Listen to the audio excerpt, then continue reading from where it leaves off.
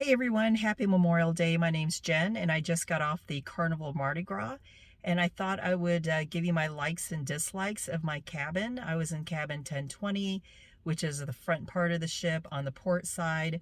And this is my third time being in a balcony in the last year and a half on the Carnival Mardi Gras.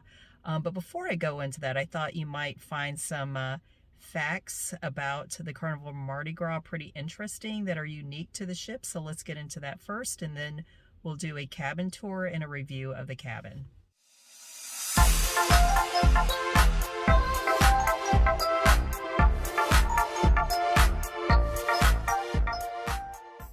Okay, so here's some top 5 facts that are unique to the Carnival Mardi Gras. First, it's the very first cruise ship that has a roller coaster at sea called the Bolt. It's 800 feet long, there's some twists and turns and drops, and it's about 187 feet above the deck. The next thing, it is the biggest Carnival ship ever. The Mardi Gras is the largest ship in the Carnival fleet with a guest capacity of more than 5,200 at double occupancy. It's also the first of Carnival's new Excellence class of ships, introducing a new era of innovation. Third, it is leading the way in terms of eco-friendly ships. It is the first cruise ship to be fully powered by liquefied natural gas, which significantly reduces emissions and is considered a cleaner fuel than many traditionally used on ships. Fourth, there's unique zones for unique experiences. The ship is organized into 6 unique thematic zones, including the French Quarter, Summer Landing, Grand Central, La Piazza, Lido, and the Ultimate Playground. Each zone has its own distinct style and atmosphere, providing passengers with a variety of unique dining, entertainment, and leisure options. Last but not least, the ship's name honors its history. So the Mardi Gras pays homage to the original Mardi Gras Carnival cruise ship, which entered service into 1972.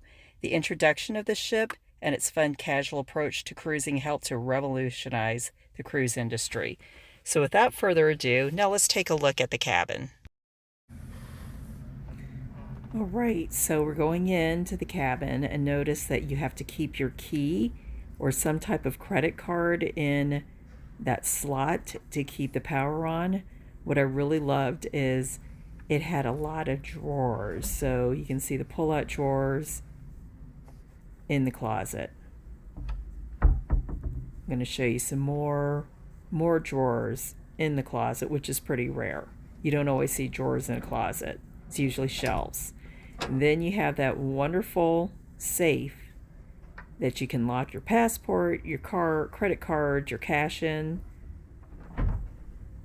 and then more space. We didn't even use all of the space. A good amount to hang clothes. I don't overpack. That's a whole other video I'm doing about how you don't overpack. I love that full-length mirror. Now going into the main part of the cabin, you can see there are a couple shelves, a good amount of desk space. That fridge gets pretty cool. More drawers, sorry for the fingers. I think there could be more shelves. I didn't think there were enough. The reason there was a towel there is because it got pretty damp in there from the humidity. Couch is great. We never sat on it.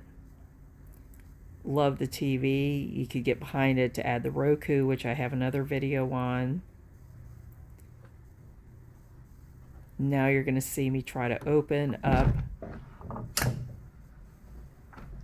the glass door.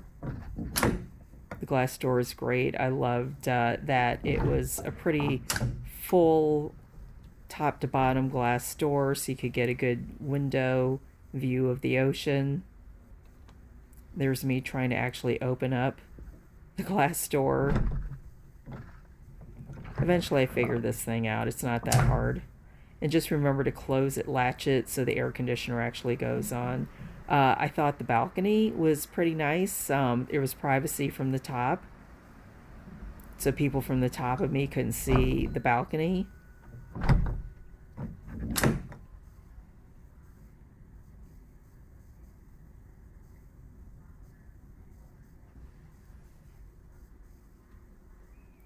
Bed's super comfortable. Did not like the USB on the side. It's good. It's there. It doesn't charge. I mean, you have to use a lightning charger for anything to happen. So I just use my extension cord. The TV, again, like I said, was really nice. The bed was super comfy. Love the towel animal every night. That light was nice. What I didn't like, you can barely see it. There's a couple little shelves, not enough space to hide store anything. Now we're gonna go to the bathroom. The bathroom is good size. I like that it didn't have that nasty curtain where I'm sure it's like other curtains have touched everyone's bodies. So it's a good size shower. There we have some space underneath that I never used to store things. I didn't like the square rectangular sink because it creates a lot of soil. So anytime you have a drip in there, it just sits there because it's pretty flat. They give you a toilet brush so you can clean up a little bit. Those towel bars are kind of short in length, so not a lot there. Nice to have the extra outlet. They leave you extra toilet paper. Again, I think they could stand to give us more shelving in the bathroom.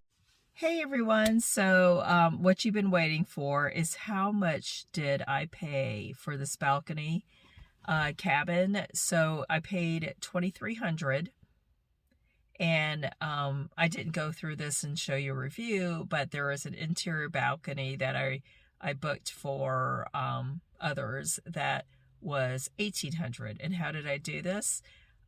Take advantage of the fact that maybe your bank has a relationship with a travel agency that gives discounts. So essentially, I work through USAA. That's where my banking is.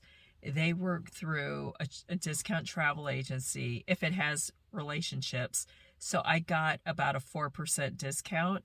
Plus, I booked last year, so a year in advance. So two things. Find some type of partnerships that whoever you're banking with or whoever you're with has a partnership with. And then in addition, book in advance. So that's what I paid for the cabin. In addition, two things that I couldn't say with the walkthrough that aren't obvious is that I absolutely loved the temperature control in the room. It was like the air conditioning was great. Usually it cuts off at night. It's horrible. It's your typical hotel room situation where you have to kind of get up and walk around for it to turn on. So the temperature control, the air conditioning was great. And also the room steward was awesome. She had a great attitude. And I gave her a lot of extra money for that, which I have a whole other video on why you should tip your room steward a lot more than you maybe already do right now. So that's what I want to say. This is what I paid.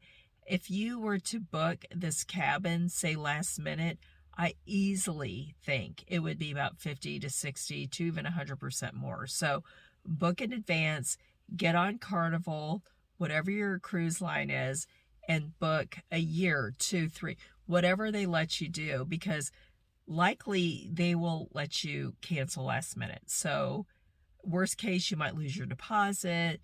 Some will just give your deposit back. But basically, my theory is I always know I cruise in December around the holidays. I cruise into September. I cruise in May with the family. At minimum, those three I book as far in advance as possible. So again, those are my tips for getting a good deal on a cabin, and that's what I paid. And anyway, thank you for watching. Of course, like, subscribe, because I'm going to have a lot of content for this channel related to Carnival and cruising tips. Thank you.